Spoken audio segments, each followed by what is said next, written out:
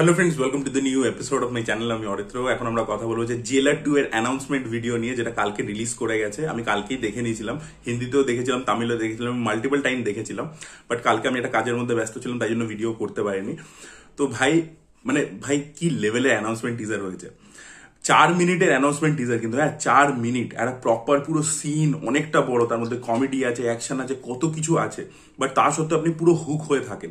এবং জেলারের যে সিগনেচারটা, ছবিটার কি এসেন্সটা ছিল, যে ডার্ক কমেডি প্লাস অ্যাকশন, তো সেই এসেন্সটাই কিন্তু এই টিজারটার মধ্যেও মেনটেন করা হয়েছে। এরকম নয় যে রজনীকান্ত আছে বলে খালি অ্যাকশন অ্যাকশন অ্যাকশন বা মাস মুভমেন্টস বা স্ক্রিন প্রেজেন্স দিয়ে পুরো জিনিসটাকে বার করে দেবো, বা রজনীকান্তের ডায়লগ দিয়ে বার করে দেবো, তা কিন্তু করেনি। এবং আপনার নেলসনের, আমি জানি না নেলসনকে অনেকে জেলার থেকে চিনেছে, বাট আমি তো তার কোলামৌ কোকিলা থেকেই দেখছি। কোলামৌ কোকিলা তার প্রথম ছবি, না দেখে থাকলে অবশ্যই দেখুন। তারপরে ডক্টর, যেটা খুবই ভালো একটা ছবি। বিস্ট সেই লেভেলের হয়নি, তবে বিস্টও একটা ডার্ক কমেডি ফ্লেভার ছিল। যাই হোক, সেটার মধ্যে আমি যাচ্ছি না।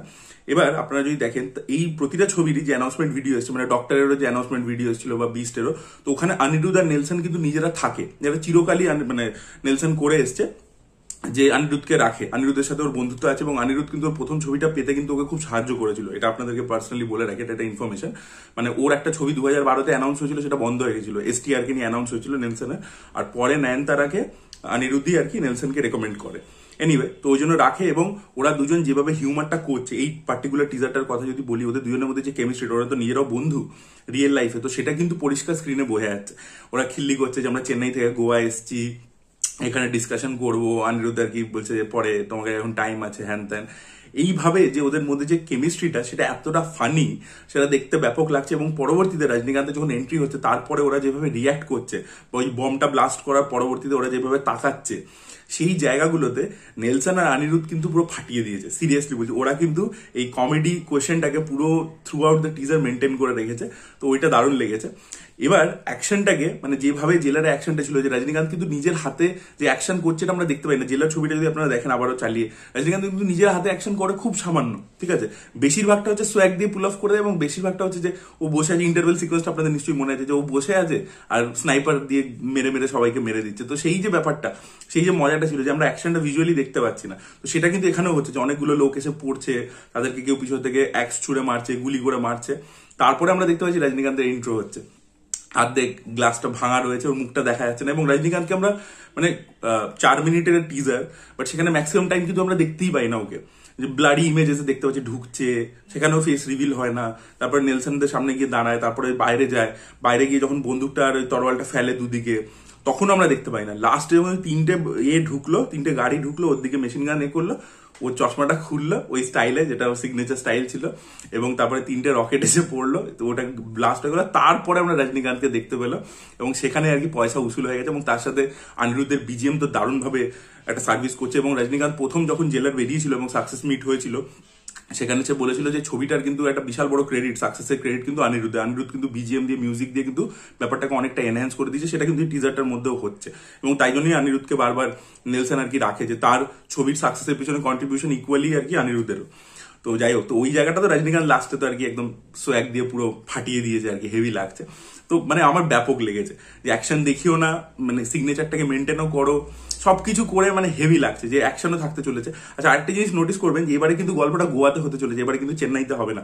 এবং আপনারা যদি ডক্টর ছবিটা দেখে থাকেন, ওখানেও কিন্তু সেকেন্ড হাফে, ইন্টারভেলের আগে অব্দি গল্পটা চেন্নাইতে ছিল, ইন্টারভেলের পরে কিন্তু গল্পটা গোয়াতে যায়। তো গোয়া কিন্তু নেলসনের একটা পছন্দের জায়গা। এবার এটা আজকাল আপনারা প্রত্যেকেই জানেন, ইউনিভার্স তৈরি হচ্ছে। এবার শিবা কার্তিকেও কিন্তু নেলসনের খুব ভালো বন্ধু, কারণ শিবা কার্তিকের টিভি থেকে শুরু করেছিল, নেলসন সেই টিভির শোটাকে ডিরেক্ট করতো। ওরা আবার নিজেরা খুব ভালো বন্ধু। এবার এটাও তো হতে পারে যে জেলার 2 থেকে ওরা একটা ইউনিভার্স সেট আপ করার চেষ্টা করছে, যেটা ডক্টরের সাথে ক্রস ওভার হবে। কারণ শিবা কার্তিকের ক্যারেক্টারটাকে হয়তো একটা ক্যামিওতে ঢুকিয়ে দিল, পরবর্তীতে আমরা এই দুটো ক্যারেক্টারকে একসাথে দেখছি। কারণ অলরেডি আপনারা জানেন, লোকেশ কানাগরাজ কিন্তু এটা তামিলনাড়ুতে করে দেখিয়ে দিয়েছে। ওদের ওখানে কিন্তু বিভিন্ন প্রোডাকশন হাউস, আপনি যদি দেখেন লিও, বিক্রম, ক্যাদি, 3টে কিন্তু আলাদা আলাদা প্রোডাকশন হাউস থেকে করা হয়েছে।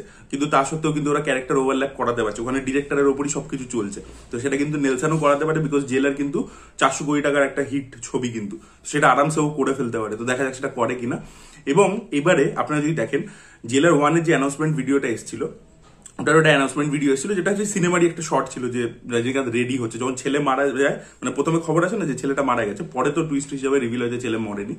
তারপরে দেখবেন ওর একটা ট্রান্সফরমেশন আছে, যেখানে ও পারফিউম মাখছে। ওটাই হচ্ছে প্রথম জেলার 1-এ অ্যানাউন্সমেন্ট ভিডিও টাইপের এসেছিল।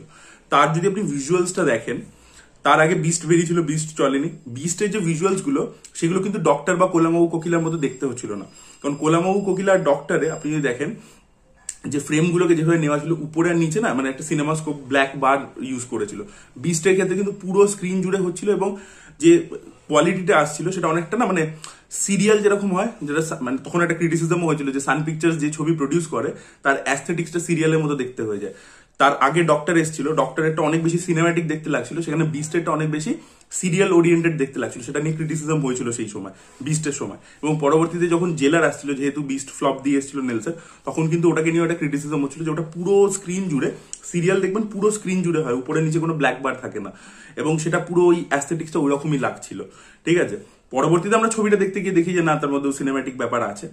এবারে কিন্তু আপনারা যদি দেখেন যে ফ্রেমিং গুলোকে যেভাবে নেওয়া হয়েছে, অ্যাস্থেটিক্সটা যেরকম লাগছে সেটা কিন্তু জেলার 1 এর মতো লাগছে না, ইটস মোর অফ ডক্টর। আপনারা ডক্টরের টিজার বা কিছু চালান আর জেলার 2 এর এটা চালান, আপনি পরিষ্কার বুঝে যাবেন যে অ্যাস্থেটিক্সটা, যে ফ্রেমিং অ্যাস্থেটিক্স, সেটা পরিষ্কার ডক্টরের মতো মনে হচ্ছে। জেলার 2 যদি এরা নর্থ ইন্ডিয়াতে প্রপারলি প্রমোট করতে পারে, ওই ছবিটা কিন্তু ভালো ব্যবসা করতে পারে, কারণ জেলার 1 নর্থে সেইভাবে তখন রিলিজ করেনি, প্রপারলি তামিল সিনেমার প্রমোশন হয় না, তা সত্ত্বেও কিন্তু যে কটা শোতে রিলিজ করেছিল ভালো, কিন্তু একটা ডিসেন্ট বিজনেস করেছিল। এবং পরবর্তীকালে টিভিতে ওই ছবিটা কিন্তু বারবার দেয়, মানে টিভিতে কিন্তু ওটা রিওয়াচ ভ্যালু মারাত্মক আছে, এবং ওটিটি টিভি এইগুলোর মাধ্যমে কিন্তু হিন্দি অডিয়েন্সের মাঝখানে জেলার 1 কিন্তু যথেষ্ট পপুলার হয়েছে। তো জেলার 2 যদি ওরা প্রপারলি প্রমোশন করে নর্থ ইন্ডিয়াতে রিলিজ করে, ছবিটা কিন্তু বেশ ভালো একটা কালেকশন করতে পারে, এবং রজনীকান্ত এই বয়সেও কিন্তু একটা মানে বড় সড়ো হিট কিন্তু নর্থ ইন্ডিয়াতেও দিয়ে দিতে পারে আরামসে। আর দেখুন, রজনীকান্তকে নিয়ে তো আলাদা করে কিছু বলার নেই, উনি তো এই জিনিসপত্রগুলো, এই যে হেঁটে আসা, এই যে তাকানো, চশমাটা পড়ছে, ওইগুলো যেভাবে উনি পুল অফ করতে পারেন, সেটা আমার মনে হয় না আর কেউ পারে ইন্ডিয়াতে, মানে ওই level of screen presence, swag, style আর কারণ নেই। তো ওনাকে তো দেখে আর কি আমরা অবাক হয়ে যাই। বাট পুরো প্যাকেজিংটা, টিজারের প্যাকেজিংটা কিন্তু খুবই ভালো ছিল, এবং কোয়াইট এক্সাইটেড ছবিটা দেখার জন্য। ছবিটা শুটিং শুরু হয়ে যাবে মার্চ মাস থেকে, দেখা যাক ছবিটা 2026-এ কোন সময় নিয়ে আসে, সেটাও একটা ইম্পর্টেন্ট ব্যাপার।